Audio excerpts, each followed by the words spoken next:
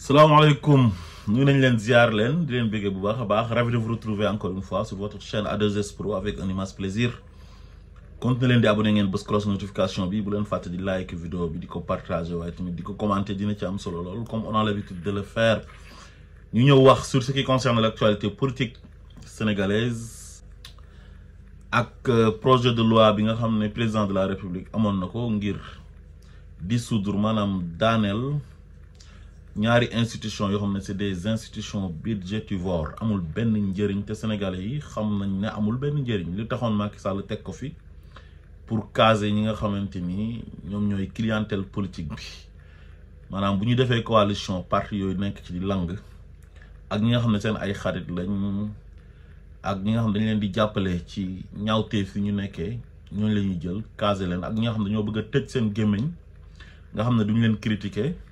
ñooñu la ñuy jël dugal leen ci institution budgétivore yooyu noonu nga xamante ni ñaari rek boo ko boolee 15 milliards la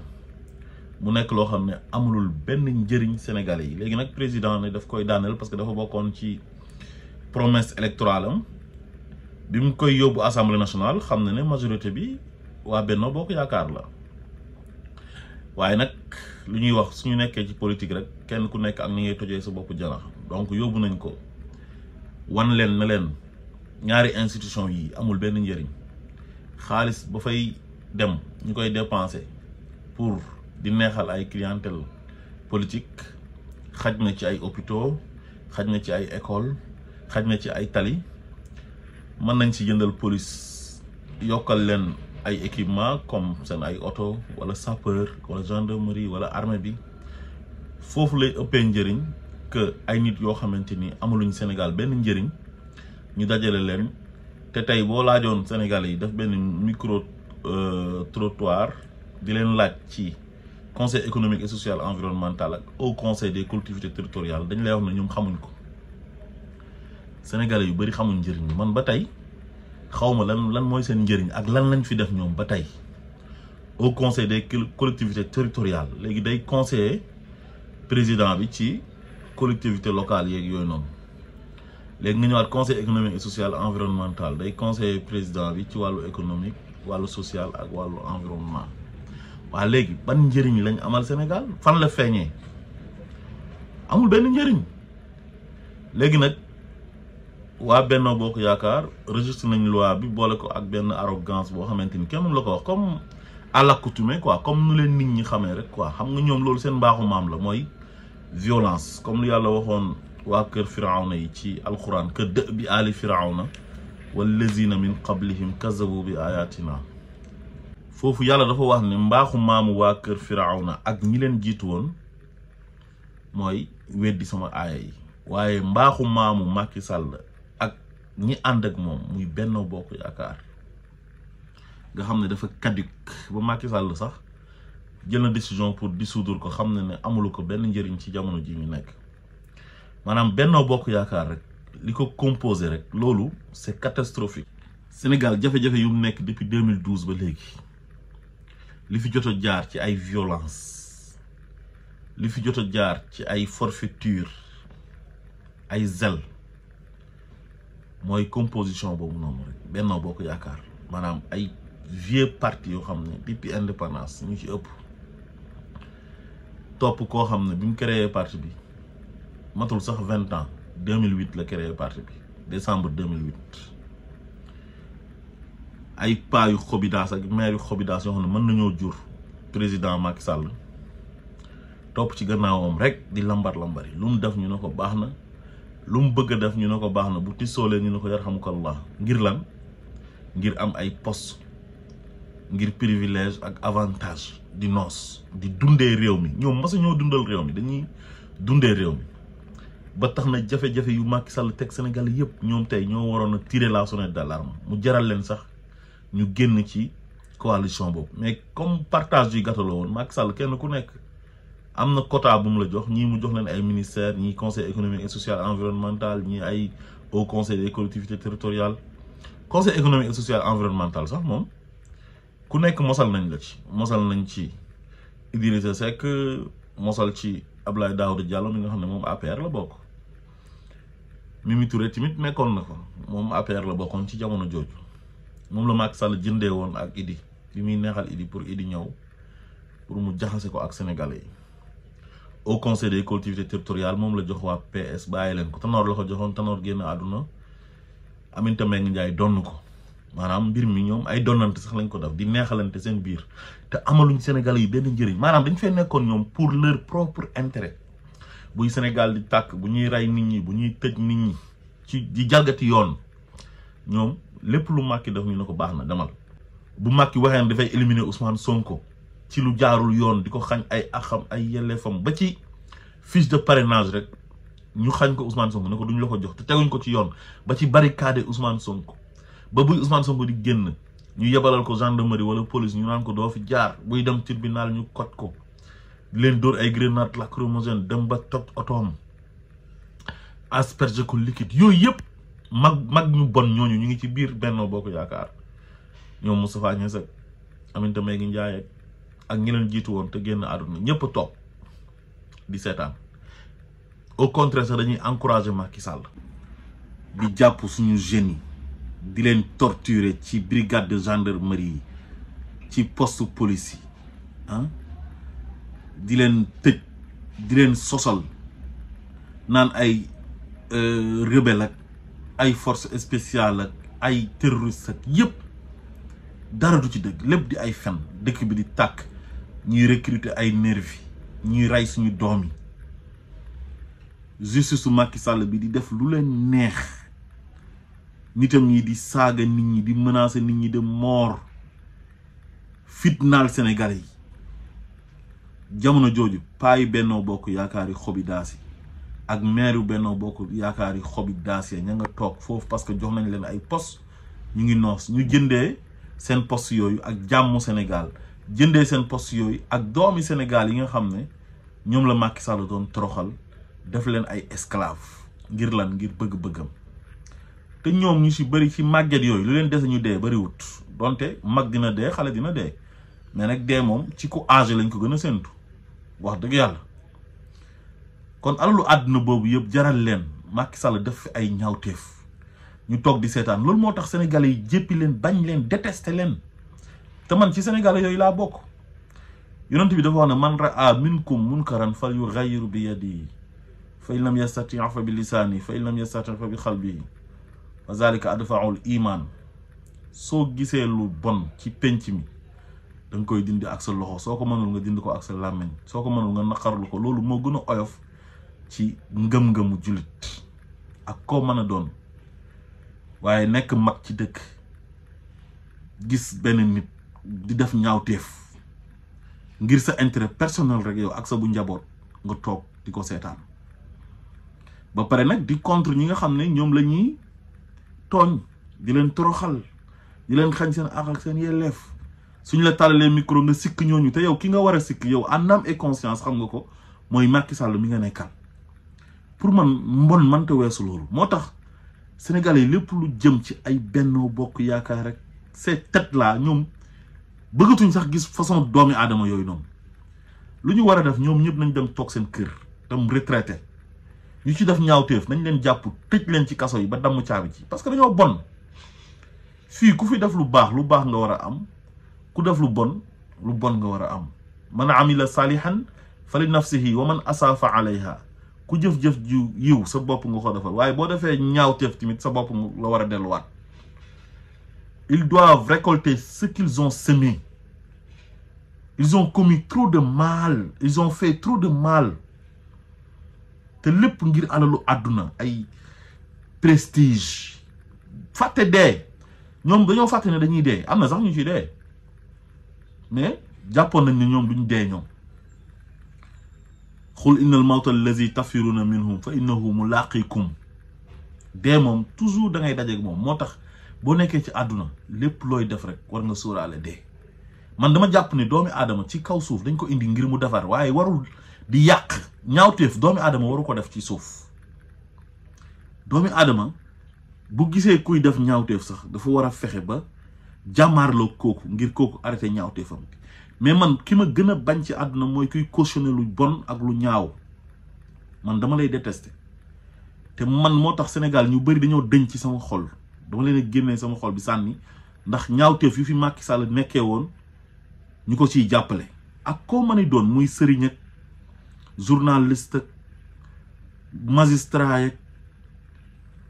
ak fo mëna bok ba ci mbeur wuy kat ñi ko doon jappalé ñooñu nga xamné ay célébrité lañ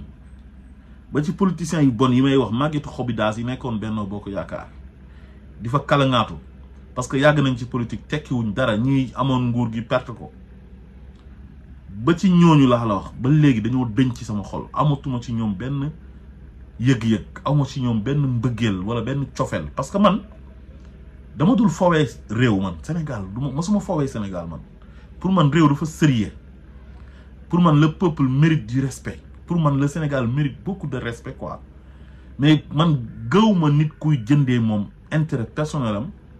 di ko weccee ak intérêt wu Sénégal di préserver say intérêt ngir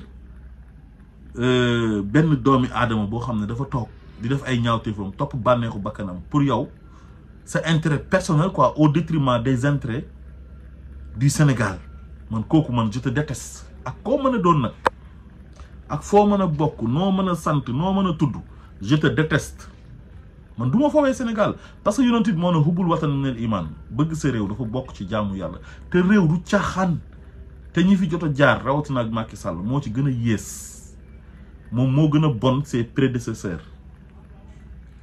ñëpp dañoo yàq réew mi Macky moom dafa ñëw moom jaxase yàqate yàq Sénégal carrément ba Sénégal yàqu yaxeet moo tax waratuñoo am kàddu ñoom ci lu des ci seen dund noppi rek lañu war a def bon moo tax Sénégalais yi dañ leen a jéppi dañ leen a bañ gis nga Sénégalais yi envoyé woon nañ leen benn message fort boo xam ne ñoom xam naa ne ñàkk jom sax moo tax bàyyiwuñ ci xel mais xam nañ ne loolu dëgg la mais comme dañoo ñàkk jom gis nga élection législative yi passé nii li ko jiitu di élection locale yi ci la leen Sénégalais yi wane ne dañ leen a jéppi parce que maanaam fitna gi Macky Sall ak Benno Bokk Yaakaar teg Sénégalais yi ci seen deuxième mandat bi premier mandat bi sax tane woon na quoi mais Macky fexe na ba sàcc élection yi 2019 ba pare neexaayu nguur gi jàpp ko Macky Sall nag di xool leneen sax lu dul deuxième mandat bi mu nekk talutoon sax pour gérer son deuxième mandat pour li tax Sénégalais yi fal ko mu def ko maanaam liggéey talutoon sax liggéey léegi nag xam na ne après Ousmane Sonko mu ngi def benn ascension nit ñi ñu ngi koy bëgg xam na ne élection bu amee Ousmane Sonko da koy gagné rek mu commencé loolu rek moo tax fitna bi yëpp tàkk de ci dëkk bi loolu moo taal Sénégal te képp koo xamante ni ku honnête nga ku bëgg réew mi la nit ku baax nga di wax te yàlla tax te doo parparloo même boo àndul ak Ousmane Sonko sax xam nga ne dëkk bi li ko taal mooy bëgg-bëgg Macky Sall parce que il est omnibulé par le pouvoir moom li mu bëggoon mooy sax éterniser wu au pouvoir parce que dafa làmb mu nooy mu ut ay policiers am ay gendarmes am ay juges am ak ñoo xam ne ay constitutionnalistes lañ yoo xam ne ñu malhonnête nañ comme Ismaïla Madior Fall nga xam ne du nitu dara un vaurien am benn ministre de l'intérieur boo xamante ni Baye Fallam la pare na pour sax rey ay nit massacrer leen lépp lu Macky soxla rek pare na pour def ko administration bi mu am ay nit yoo xam ne tey lépp lu mu loon def loolu dañ koy def ay nit ñu bon ñoo xam ne ils sont nocifs à la société ay poson lañ ñooñu gëmloo ko ne ko voilà waa ji du dara xam nga dañ koy éliminer après tas parti bi tëj ko ci kaso bi nga toog ba mu neex la mu jógee fi quoi maanaam moom dañ ko fal deuxième mandat rek wala mu sàcc élection yi deuxième mandat rek commencé perspective am yi moo nekkoon nu mu éterniser au pouvoir mais nekkatul woon sax pour jéem a liggéey Sénégal def promotion médiocrité xam nga jël ay sagaru doomi aadama di leen privilégié dem sax ba jël ay xale yu jigéen laa la wax ne da leen di recruter pour ñuy jiñaate ay viol yow loolu maanaam c'est de la haute trahison gis nga Macky Sall li mu def Sénégal wallahi am na réew yu mu doon Macky kaso ba à vie dafay nekk moom ay yeneen nitam yu mu àndal sa sale bande sa mafia moo tax su ma leen déggee ñu naan dañuy dem ci rajo yi wala ci télé yi di wax wala ñu nekk assemblée nationale di am lu ñuy wax wala ñu naan dañuy critiquer ñu fi nekk man dama naan ñii est-ce que deretu gor mooy daw ci seen yaram bi ñi duñ gor ñi il devait fermer le sale gueule quoi parce que Sénégalais yi dañu leen a jéppi ba wan leen ko laa la wax ci élection locale yi ak élection législative yi passé foofu lañu leen waxee ne yéen fu ñu jëm ak yéen wallahi ñax du fa sax léegi nag waa ji loolu la xam moo tax bi ñu egsee ba présidentielle muy layaam mi ne Ousmane Sonko du bokk teg ko nag ci doole tegu ko benn yoon ci justice waaw moom daal uti na benn arsenal judiciaire am uti ay bandem ay veuillot ne leen acca nañ song Ousmane Sonko amatul yoon amatul droit amul loi amul dara jaay doole la ñoo yore réew mi dañuy def lu ñu neex parce que boobu xam na ne lu mu yàgg-yàgg sénégalais yi ñu ngi koy xaar ci élection présidentielle yi sénégalais yi élection locale yi jot na ñu sanctionné ko jox ko tuuti ci ay maire législative yi ñëw mu ne Ousmane Sonko du bokk ci liste bi fexe ba supprimer liste nationale bu Yewwi Askan pour bañ Ousmane Sonko dem assemblée nationale parce que boobu mu ngi préparé pour ubbil ko ay dossiers judiciaires caaxaan yoo xam ne moo war a taal dëkk bi muy maanaam Macky Sall il jouait avec le feu moog nitam yi nii fexe ba éliminer liste boobu noonu avec la complicité de Badio Camara éliminer liste bi terewul sénégalais yi jóg Ousmane Sonko masul de xaddi ndeysaan moo baax te bëgg Sénégal ci noonu mu jóg di campagne dugg ci dëkk bi dugg ci àll bi fu nekk mu dem muy taw ci kawam mu ne dara fexe ba ballottage am assemblée nationale mujj gi nga gis ay traîtres yoo xam ne dañoo demaloon seen bopp ak seen liste bopp dem na dañuy renforcer ji Benno Bokk Yaakaar te affaire bi bu jaaroon yoon ma ne la ñooñu 76 députés la ñu waroon a am Benno Bokk Yaakaar mais fexe nañ ba defal leen ko 80 députés parce que président cour de tribunaux yëpp téye na leen corrompre leen ci jamono jooju ay nitam lañ mu teg leen pour ñu defal ko sale boulot léegi nag affaire bi comme c'était flagrant mënuñ woon a wax ne ñoom am nañ majorité absolue lu ñuy def rek mooy fexe ba defal leen 80 députés am nga yeneen ñetti nit ñëw ay Pape Diop ak ñeneen traître yi ñëw dollee ko ci pour jàppale leen ñu am 83 députés xaw ma 82 noonu la cas bi demee Sénégalais dañ leen a yàgg a jéppi gisoo bu élection présidentielle yi ñëwee bi Jomaay rëccee rek la àddunaam yàqu na si la àdduna Macky Sall yàqu mu commencé nag jaxasoo fomm mu fi ay élection nit ñi dee lu nekk mu def dem ay assemblée nationale di jiiñ ay Amadou Ba ay corruption yeeg ay accusé ay juge constitutionnel yeeg lu ne mu def ko gars yi na ko dara élection yi daal la ñuy xaar heure bu ñëwee ñu duma la mais gis nga fu mu mujjee 54% au premier tour ci koo xam ne bi mu demee Njagañaaw pour nekk maire Njagañaaw nekk fa candidat gañewul loolu ça prouvé que ne Sénégalais yi Ousmane Sonko lañ bëggoon a fal loolu la rek ku Ousmane Sonko tegoon ci jamono jooju da ngay nekk président de la République léegi nag ñu gën a implanté en nag ci xolu Sénégalais yi jéppi leen léegi fu mu nekk nii comme ay bal moo leen dese dañoo xeex ba dese ay quelques bal ay 4 bal wala minimum 3 bal moo leen dese léegi nag seen bal yooyu dese lañ moom la ñuy dóor nii nee nañ dañuy xeex ak nguur gi te luy tooy ci ñoom lay jógee parce que xam nga lu ñuy wax sëgg dee nee nañ rejeté nañ loi bi pour dissoudre au conseil des collectivités territoriales ak conseil économique et social et environnemental mais assemblée nationale le 12 bii nii lañ koy tas buñ ko tasee ñoom ñu ci bëri dootuñu nekkati député parce que sénégalais yi dañ leen a jéppi dañoo denc ci ñoom gis nga ñoom bala ñoo xam ne sénégalais yi bàyyi nañ leen luñ dese as néew nii seen bal yu ñu dese nii buñ ko xasee ba dóor ba pare xam nga ñu ngi koy ñaawal maa ngi dégg kiriku naan day def ay motion de censure rek di def ay yëfu ñàkk fayda yoo xam ne amul benn sens quoi maanaam ñàkk respecté sénégalais yi ñàkk respecté ndogalu sénégalais yi ñoom li sénégalais yi dogal ci élection présidentielle yi ci urne yi 54% au premier tour te bu jaaroon yoon nee naa la mën na dem ba 60 et quelques %, mais jot nañ cee sàcc tuuti yàkkal Bazoum pour sauver honneur parce que Bazoum moom xam nga borom réseau la moom moo téye woon presse bi téye administration bi ñu bëri mu téye leen moom dafa waroon ndomba Macky Sall loolu la ko Macky meree sax mujj xam ne bu faloo rek du baax ci moom Diomaye falu sax moo tane léegi nag ci la rëccee woon Ousmane Sonko sax ba ne dafay indiwaat Ousmane Sonko dafa noo tànn naa ba pare xam nga kooku dafa gore waaye ba tey sax ay mbiram dafa wóorul même bu Ousmane Sonko nangu woon sax mën na defaat leneen su amee pexe pour jaxase ko ak sénégalais yi parce que moom saay-saay gi nekk ci moom dafa jéggi dayo léegi nag sénégalais yi fu mu nekk nii lu ñu wane ñoom ci élection présidentielle yi mooy wane ne bu législative amee lu ko raw la ñuy wane maanaam majorité buñ nar a jox waa Pastef loolu ci histoire Sénégal gëw ma ne dina fi mas a am parce que gis nga waa génération 60 bii nii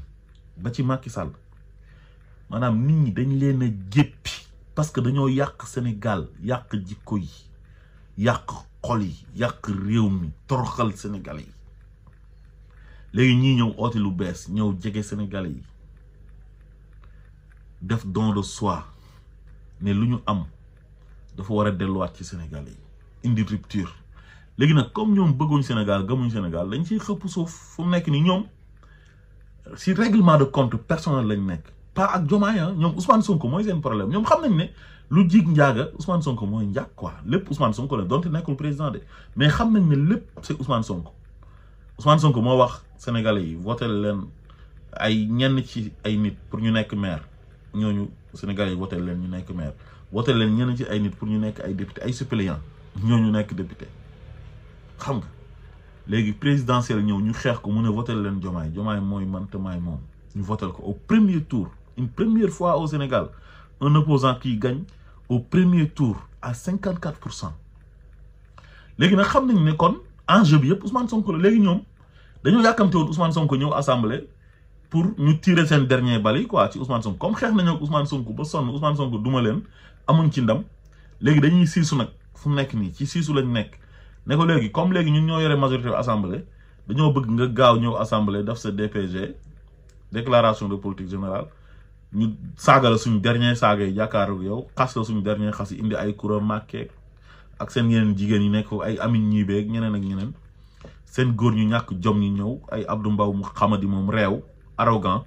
ñëw wax li muy wax xam nga loolu lañ yàkkamti woon léegi nag xam nañ ne loolu mënuñ ko am te le 12 léegi mu jot parce que conseil constitutionnel wax na président de la république na ko à partir du 12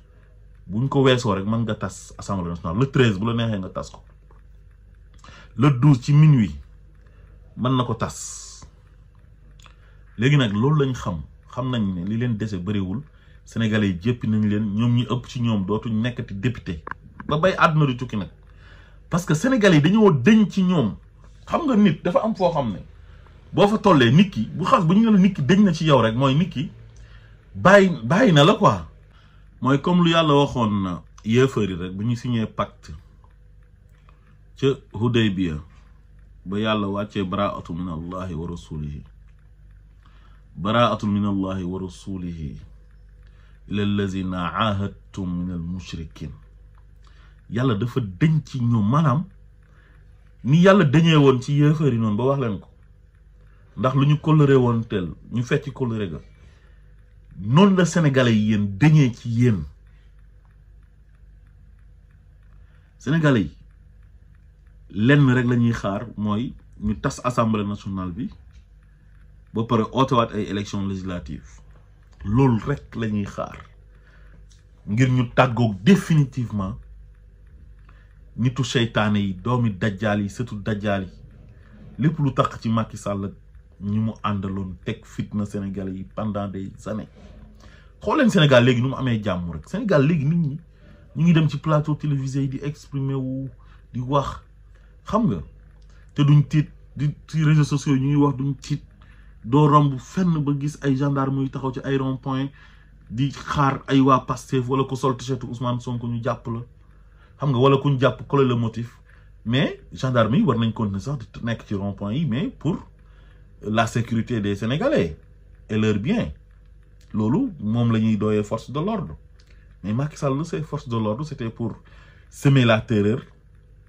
xam nga pour faire peur aux Sénégalais kenn du ñemee yëngatu mu def lu muy def après su ko defee mu mën a éterniser au pouvoir loolu la ci jublu woon waaw léegi daal ñoom xam nga fu mu nekk nii ci lan lañ nekk pour ma jeexalee ko sëgg dee siggi dee rejeté nañ projet de loi bi pour tas conseil économique et social environnemental ak au conseil des collectivités territoriales waaye su ngeen ko rejeté tamit le 12 ñu dissoudre assemblée bi mu jeex tàkk te du ngeen nekk ci député kon yéen ciy ñaaw rek parce que sénégalais li ñu bëgg mooy li président Bassirou Diomaye bëgg parce que ñoom ñoo ko fal ci programme am donc loolu nag su fekkee président daf kaa bëgg mooy li sénégalais yi bëgg rek ñu ne leen tas leen ñaari institution yi amul njëriñ ngeen ne du ngeen ko tas di defante parce que seen ay nit ñoo fa nekk di lekk xaalisu sénégalais yi ci loo xam ne liggéeyaluñ ko sax sénégalais yi ay clientèle politique ah léegi nag yéen ak sénégalais yi la sénégalais yi bëgg nañ dara majorité bi ngeen ne yéen bëggu leen ko rejeté ko boole ko ak arrogance xama deeg reewande léegi nag dinañ dissoudre assemblée nationale bi organiser ay élections te sénégalais yi dinañ leen wan ne dañ nañ ci yéen jéppi nañ leen te loolu yàggatul dara asalaamaaleykum wa rahmatullah